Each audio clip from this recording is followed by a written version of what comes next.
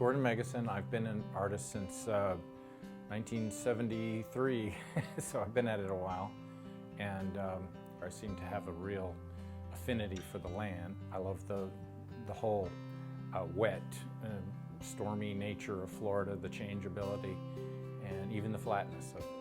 So I'm using driftwood lately to capture the elements of change and erosion and time and memory, and there's an abstract quality to the lines of driftwood. The warmness, the grays, the neutrals are all exciting to me. When I look at the driftwood, I'm seeing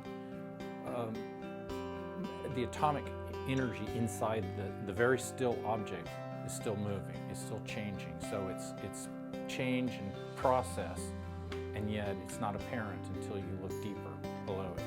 Two of the pieces here are on the stairwell. They're both of that driftwood, and one of them is more your classic landscape, kind of long view.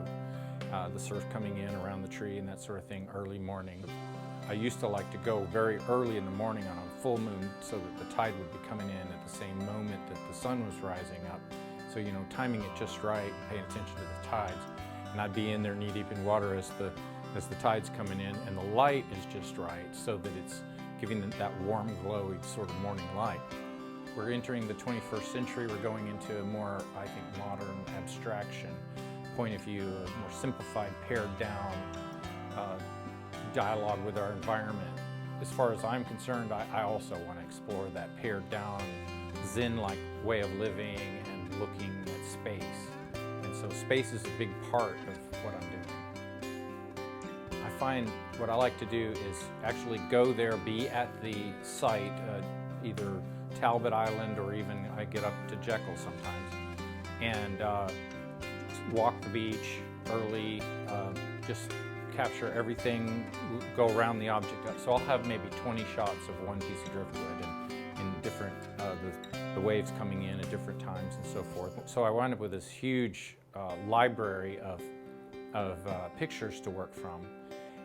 But it takes me years to digest all that then, because I'm constantly going through them and trying to just figure out which lines are hitting me best. And so I really want to capture some of the atmospherics of that emotional moment that I'm there, where I was really turned on by the light and the shadows and everything dynamic about it. But then,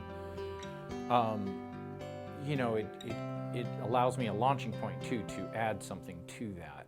It takes me years to go through all that. I'm just getting around to painting some things I shot 5 years ago, you know, so. I've asked people, do you see this as a realistic thing or an abstract thing? And I'm getting more and more responses that it looks abstract to them. And that's good, that's what I want. I like that crossover point where something real begins to look abstract, because I've gone through several art careers within this career, and the latter part of my life I've pretty much devoted it strictly to the fine arts end of things. You know, I'm confining my skills, if you will, to a relatively smaller amount of disciplines. I've, you know, tried too many things almost, so now I'm trying to actually simplify everything down to the best of the best, and I think I'm starting to